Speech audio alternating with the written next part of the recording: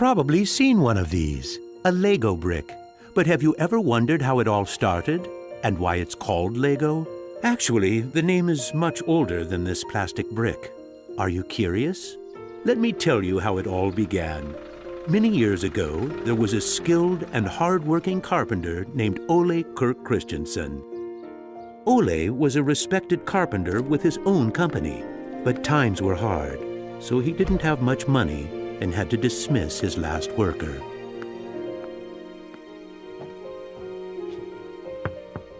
Come on in. I've closed down the workshop and packed my things. Thank you. I suppose I'd better write you a paycheck.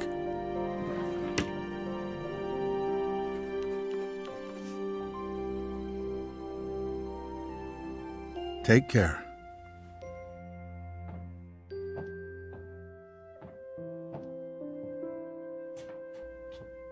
Well, that was the last one. I just didn't imagine that it would come to this. I know. It's hard to understand. But at least now it can't get much worse. But it did get worse. Shortly after, Ole lost his wife. But Ole was a special person. He wasn't the type that gave up. And with the responsibility of his 4 sons, he had to think of something. Ole had gotten an idea, and for him, it never took long to put an idea into action. Ole's little invention made his boys so happy that he thought maybe he should start making toys. Ole decided to give it a try. Luckily, he had saved up a lot of wood from the carpentry production. He could now use it to make toys. Time passed by, and even though Ole was a skilled carpenter and had a good eye for quality and detail, sales were very slow. Luckily, one of his sons, Gottfried, started helping out his dad after school. Together, they just barely managed to keep up the production. Eventually, word began to spread that wooden toys of the finest quality were being made in the little workshop in Billund. One day, a man drove into town, a man who would change Ole's future. He was a wholesaler from Fredericia. I've heard that you're making some very nice wooden toys. Well, one does his best. The wholesaler was very impressed with all the wooden toys and placed a big order before he left. Now there's finally someone who can see the opportunities in what we're doing. Look at this. The wholesaler wants to put a lot of our toys into his store for the holidays. It's going to be a good Christmas this year, but we'll be busy. Now there was a lot to do in the little workshop, and Ole could rehire his former workers. Ole only used the highest quality wood, which was hand-picked and very carefully prepared. They worked day and night to get the order finished, so the wholesaler could get the toys out in stores before Christmas. Is there something wrong, Dad? I'm afraid that we're in big trouble. In the middle of their work, Ole received a letter saying that the wholesaler had filed for bankruptcy and couldn't buy the toys that he had ordered. But what are you gonna do? What about Christmas? Now we can't even afford food? I'll do it. What are you gonna do, Dad? I'll do it myself. I'll drive around selling the toys. There was no time to lose. Ole packed the car with all the toys and drove off. Ole was a very good toy maker, but was not a very good salesman. He didn't like praising himself or talking about how carefully the toys had been made. But he had to keep trying if he was going to sell anything. This is going to be a blast. Is there anything you're interested in? It looks exciting, but I don't have a lot of money right now. Maybe we could trade and call it even. Well, I would prefer money, but... In the end, he succeeded in selling all the toys. He didn't receive as much money as he had hoped, but the family managed, and they had plenty of food for Christmas. Time passed by, but the toys didn't sell as quickly as they had expected. Ole thought perhaps the company needed a good name. What should it be? It has to be a short word. I want it to convey playing well. In Danish, playing well is called leg godt. What should it be? What should it be? Yeah, if only I could get some sort of a sign.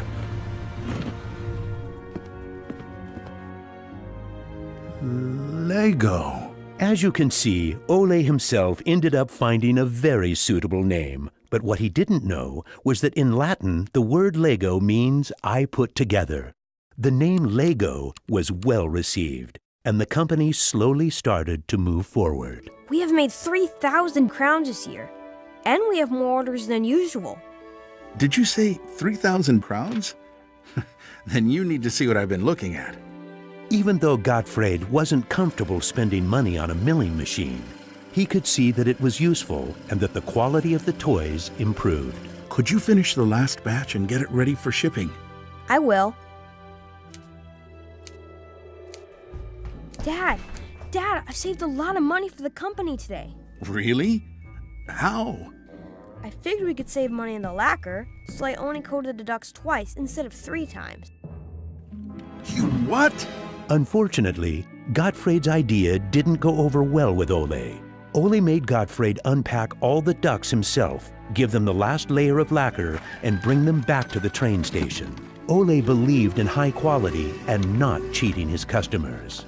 When Gottfried returned, Ole explained that that wasn't the way to create a good brand. This little lesson opened Gottfried's eyes to the fact that every detail matters, and only the best is good enough.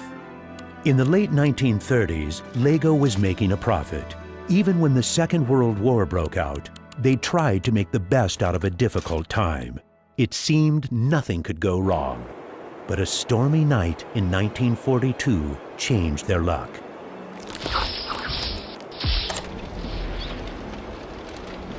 There's a fire! The workshop is on fire! But when the firemen arrived, they were unable to save the workshop. It burned to the ground, and all the drawings and models were destroyed. Ole was beginning to lose hope. All that he had worked for was gone, and he almost lost his company. But being responsible for his children and workers inspired him to rebuild Lego. A new factory was constructed. Soon the production of wooden toys started again. The little company fought its way back into the market. Gradually, the Lego factory began to run smoothly, and Ole started looking for new challenges. One day, he went to Copenhagen to look at a new machine that had just arrived in Denmark. It was a plastic molding machine, and Ole was very excited about it. Should we buy it? It sure is a good bargain, and it will give us a lot of opportunities. Well, it does sound interesting, but it is a lot of money. I'll take that as a yes. When the plastic molding machine finally arrived, Ole started making little plastic teddy bears and rattles. But he still had the plastic bricks that he had received at the fair. There was something about them that he couldn't stop thinking about. And even though no one else could see the potential in them, Ole decided to redesign and put them into production. But it was when Lego first launched the Gray Ferguson tractor that the plastic toys became a success. Unfortunately, the sales were dropping during the summer, and the company had too many toys in stock. This can't be right. Of course our products can be sold the whole year, not only for Christmas. Gottfried decided that he would go out and sell the toys himself. Gottfried brought his wife Edith as company and moral support. If you can't get cash, then we need butter and eggs. Well, it wasn't that bad. Gottfried was a success in his trip around the country, which helped Lego to get out of its financial crisis. They reached home just in time for Ole's birthday party. Ole turned 60, and the whole family was gathered to celebrate with him. Well, I guess it was a long trip around the country. Hey, I got an idea. Listen. What about a picture with the 3 generations? Everyone thought that was a good idea, and we were placed on the sofa with all the presents and flowers around us. On a business trip to England, Gottfried met the head of a big shopping center on his way home.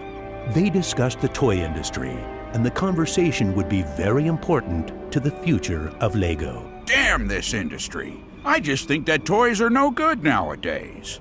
What do you mean? I think they're working very well. Oh, they work fine, sure, but there's no system in anything. System? System? There isn't any system. What in the world are you doing, Gottfried? There isn't any system. The toys need an idea and a system built around it. I want to put system into play. Children have only been offered ready-made solutions. They need something different that will strengthen their imagination and creativity. So you're trying to put Lego into a system? Interesting. That same year, Lego started producing the first Lego system of play.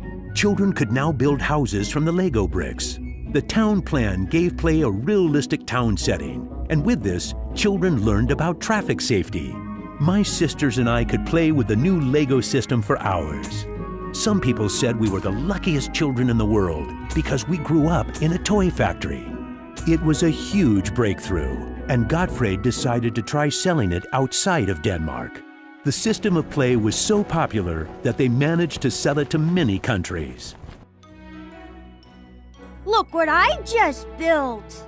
That is really nice, Kel. Even though Lego was meant for only building houses, there was still a lot of opportunities. There was just one problem. I can't lift it up. It keeps falling apart. That made Gottfried wonder. He wanted to find a way to make the Lego bricks stick together, but that was easier said than done. Gottfried noticed that the Lego bricks got a better clutch power with tubes inside. Now it was no longer just bricks, but a whole construction system with endless possibilities. This was groundbreaking for the Lego product. With a child's imagination, Lego could be anything in the world, over and over again. The imagination is the limit. Look, Dad! Now I can build everything! Unfortunately, Ole never got to see how successful the little brick actually became. Gottfried was left on his own, and he had to go through another fire at Lego that destroyed most of the wood production. Just like his father, Gottfried knew that he had to try to get the best out of any situation and never give up. Gottfried took the hard times with his head held high. As sales grew, the company also got bigger. He had to think ahead, and he decided not to resume the production of wooden toys and to only focus on the Lego system. It turned out to be a great decision. Many new models were built, and Lego got stronger in the toy industry. Sir, which one of these do you think is the best? That one. Even though it got busier at Lego, Gottfried still had bigger plans. Now he wanted to build an airport, so it would be easier to sell his toys to the whole world. Like father, like son. It didn't take long to put his idea into action.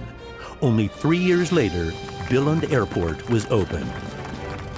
The many guests and business connections who visited the company always wanted to see the modeling department. Gradually, it got so crowded that it was hard for the employees to keep up their work. I think we better wait a while. Gottfried could see that something had to be done. He needed a bigger place to display the Lego models. I don't want to interrupt, so I'll just put this package of our new Lego train on the table. Just put it there. Train? The idea grew quickly from an exhibition room to an amusement park. And then we could have a tower so you could look over the whole park from above, the whole town. It will be a land made out of Lego. Legoland! Well, it looks interesting, but how many visitors are you actually counting on? Well, I guess, 200, 300,000? 300,000! Even though it sounded like a lot, my dad was actually pretty far off the mark. There were 600,000 guests the very first year. My family and I were there to greet the guests. We've kept up this tradition ever since.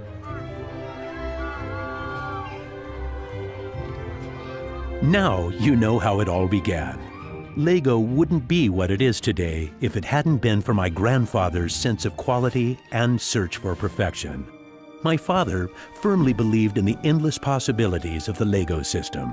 I seek to take the Lego idea even further, encouraging children to explore, experience, and express their own world, a world without limits. And we are still convinced that only the best is good enough, because children deserve the best.